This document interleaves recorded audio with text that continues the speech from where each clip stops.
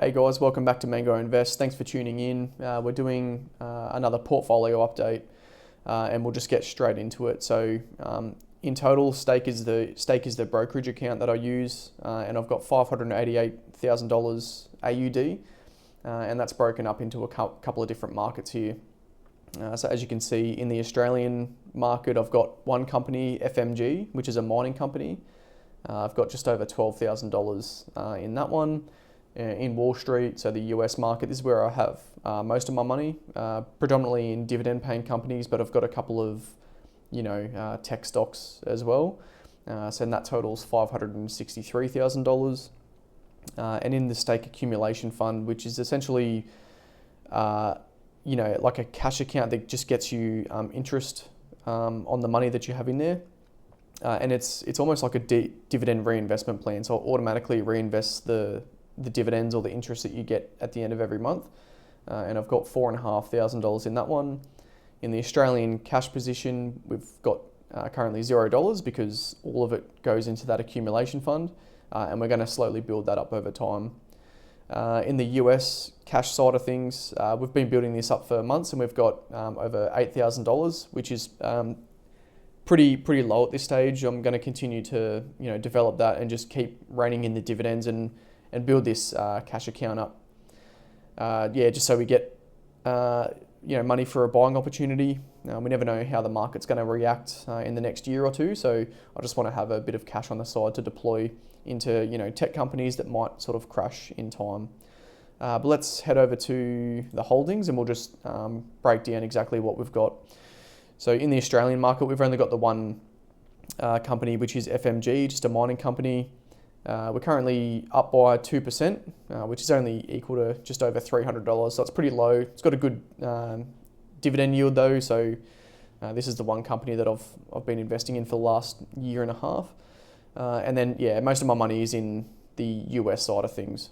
So you can see on the top there, in US currency, it's got $394,000 there.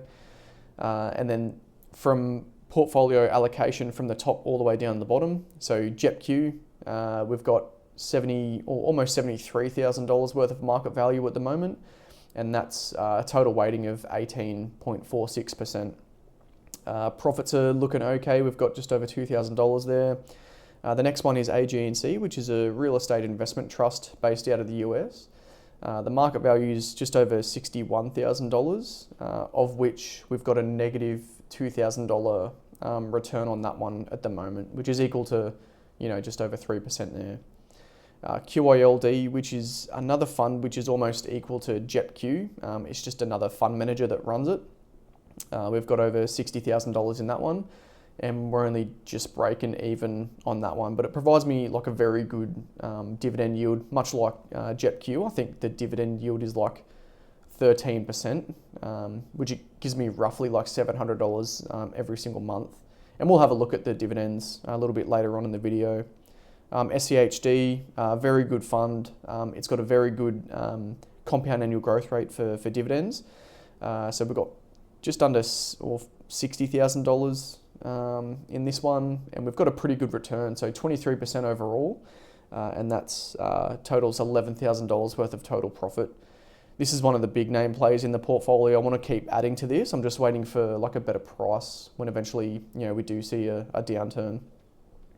Realty Income Corporation, just another real estate investment trust out of the US. We've got $40,000, currently up 7%, and that equates to $2,700. I want to get rid of this one.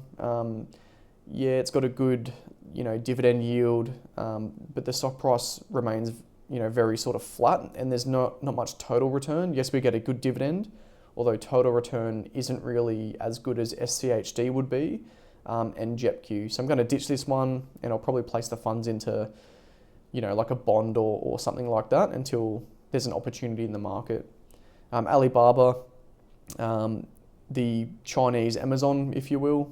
We've got $34,000 in this one. We're currently negative $4,000. Which is roughly 10% of the total holding. Tesla, that's doing pretty well. We've got $27,000 total of equity. We're currently up just over $12,000, which is, we're up by 87%, which is which is pretty good. It's currently going through a downturn at the moment, but the plan is to hold this for a long time. I'm pretty happy with Tesla and how that one's going. The same for Microsoft. This one is actually on a bit of a downturn as well. So we've got 74% of profit, which is total to $6,762. But if we look in Microsoft now, this is potentially like a buying opportunity here. So from the high, back in May of 26, we're currently down sort of 13%. So I've got a buy order in at the moment. If it gets up to roughly $405 per share, where we're currently sitting at $379.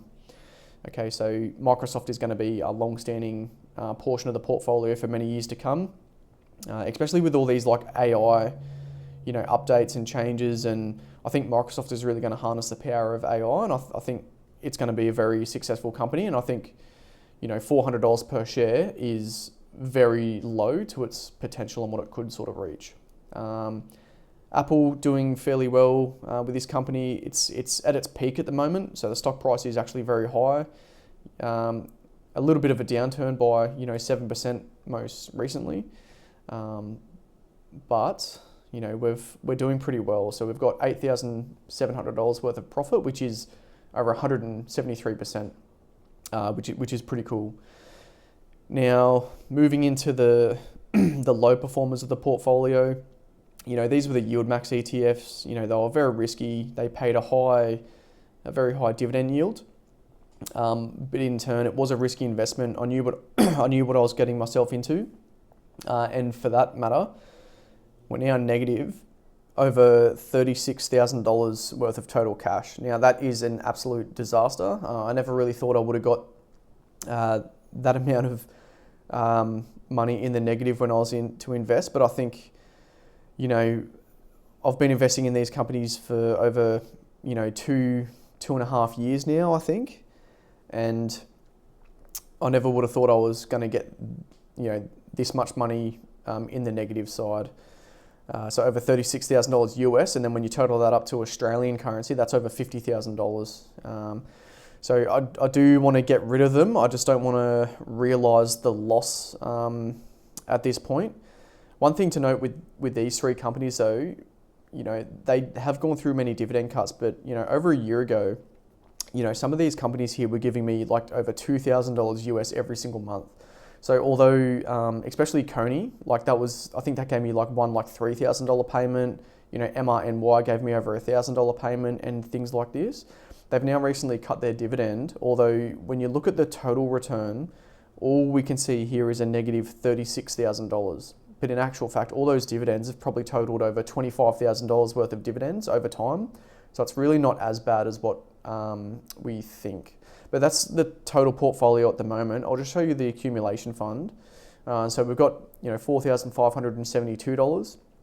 We've only got $58 worth of earnings, and all of that has been reinvested into the fund.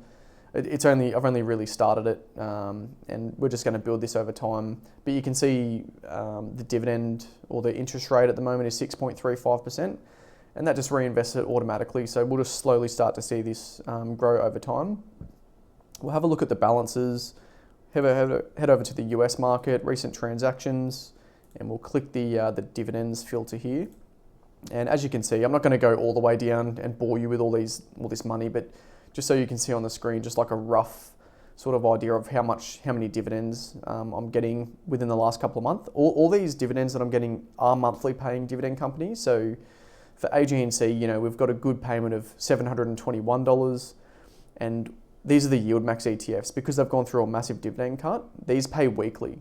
So Misty, $20, MRNY, $65, and Coney, $48.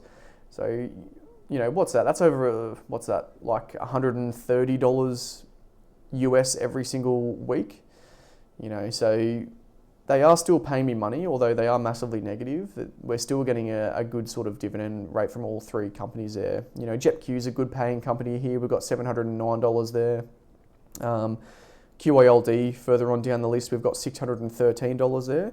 And then the list goes on. So for the last couple of 3 months, this money just keeps pouring in at a ridiculous rate. And therefore you can see I'll head over to the overview, and that's how we've got this $8,000 worth of total cash just sitting there. So it is pretty good of getting the dividends.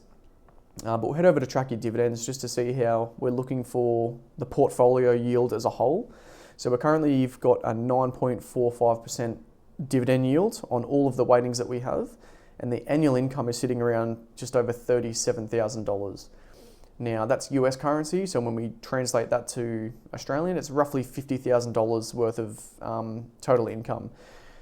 It has gotten a lot worse. I remember, when I was posting videos over a year ago, I was getting dividends of upwards of $80,000 every single year, and we're now down to $50,000 every single year. That's just the nature of dividend investing. You make a bad decision and the dividend companies cut their yield, and you're now getting sort of less money. So that's pretty annoying at the moment.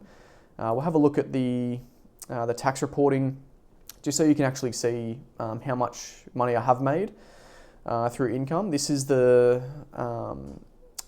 this financial year's tax.